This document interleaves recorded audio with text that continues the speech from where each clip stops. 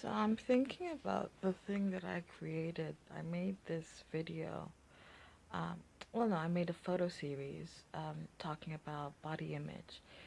And the fact is that if, as a woman, you do not perceive yourself to be beautiful, you've lost access to a lot of narratives that can tell you how to live life and how to be happy.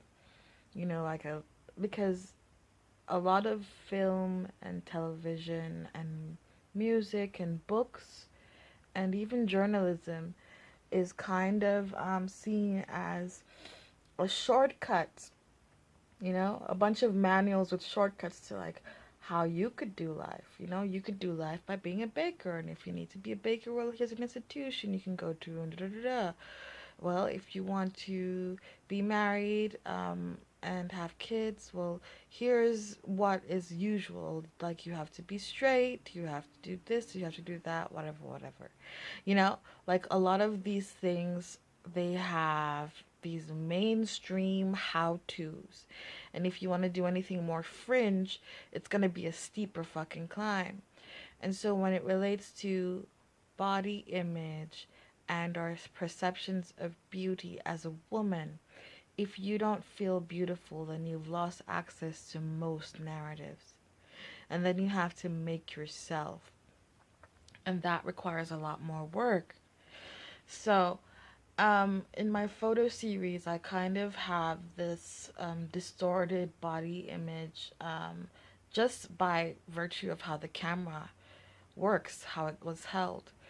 And in that process, I found it was really interesting to look at my body and see the fact that my head appears so detached. Because of the angle of the camera, it appears so detached from my body. And then my body is distorted and the parts aren't fully recognizable, or else they're chopped off in straight, unnatural lines. And I found it really interesting to look at because it's like, is that my idealized body, or is it a projection of self that I need to move past? Because, the breasts were smaller and they were cut really straight. And that was interesting to look at because, I've always wanted smaller breasts. And then my head was really huge. And even though I have a lot of problems with my head's proportion compared to the rest of my body because my head seems so huge, um, it's still kind of a mark of honor to me to have my face and my head be featured prominently in a photograph. It's something I do because it's kind of the only thing of myself that I think, like my physical self, that I think is of import, which is like, my observation skills, my ability to speak and sing. I think I like my lips a lot. I think I like my eyes a lot. I think I like my nose a lot. And I love my hair. And I appreciate my way of seeing the world and the way of approaching things, more or less. On some level, I appreciate those things. And so I wrap and identify my beauty in my upper quadrant a lot, mostly just like my head. So everything else being distorted and dwarfed in the photo seems quite appropriate. It seems like very much me. Um, and I found a problem in that because it's like I've neglected a whole aspect of myself that I don't want to acknowledge because I think it's weak or uninteresting, or it's never going to live up to societal standards, so I don't need to pay attention to it.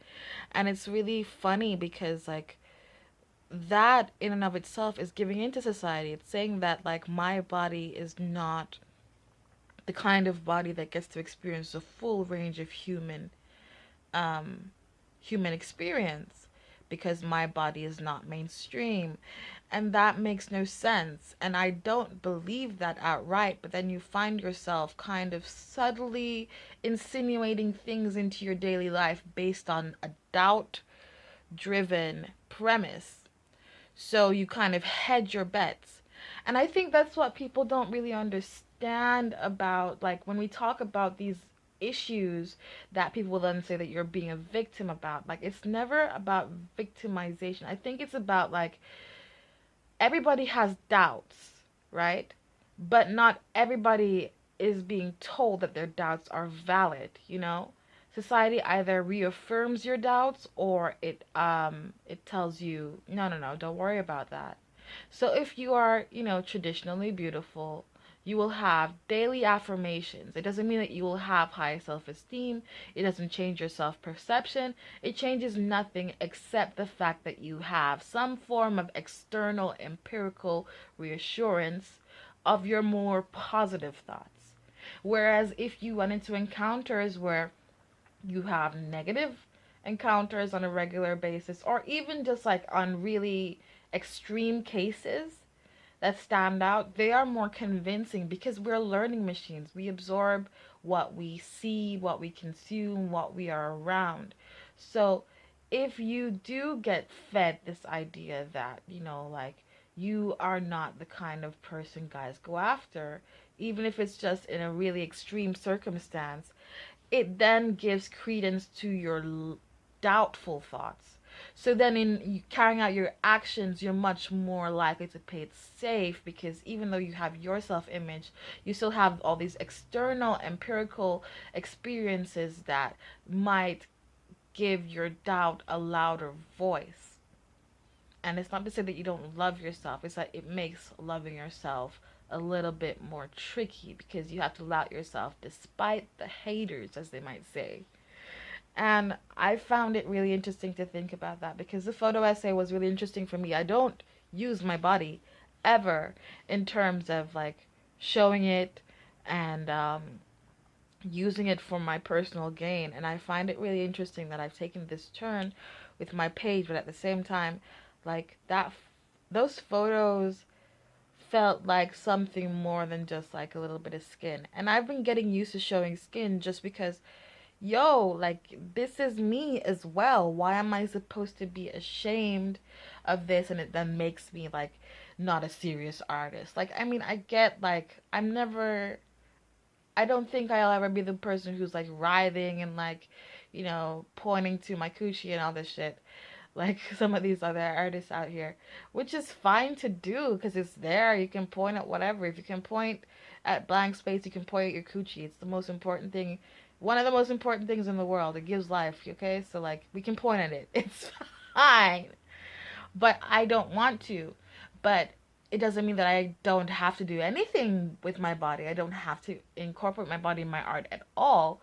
And that's what I've been overcoming lately. Like as well as a million other things, like, in this constant journey of self improvement. That has been something that I uncovered that I didn't realize needed so much uncovering. Like, I always knew that my self image, um, it kind of defies weight, it kind of defies beauty standards, it kind of defies colorism because I have a perception of self that appreciates something that seeps into the skin and goes deeper. Whereas I would really analyze the entire package doesn't mean that the outer packaging isn't good. I just didn't think it was important. And I don't think it's important now. I'm just saying that, like, I can appreciate it. Like, I don't have to diminish it. Like, even though it is sort of shallow to buy into your physical appearance. Like we are mechanical machines. Like we're corporeal machines. Like we live in a mechanism. We live in a body. And so that's gonna shape your experience for better or for worse. And that requires paying attention to because if you're gonna pay attention to life and analyze yourself, then your body is a part of that too. And it's taken a while for me to really grasp that. But yeah, that's today's musing. I've been creating consistently. I mean, that's what I wanted to do in April and March as well. I wanted to create consistently. I tried Veda. It's not a format that I enjoy because yeah, like I'm not a vlogger, I'm a musician. Let's focus on things, right? Let's focus on what needs focusing on. I'm also running a bunch of different projects that I'm trying to get off the ground. So I'm gonna give myself a break on this beta bullshit, okay? Um, but I am sorry for flip flopping on the channel. I like to impose order soon, and I will. All right, take care. Bye.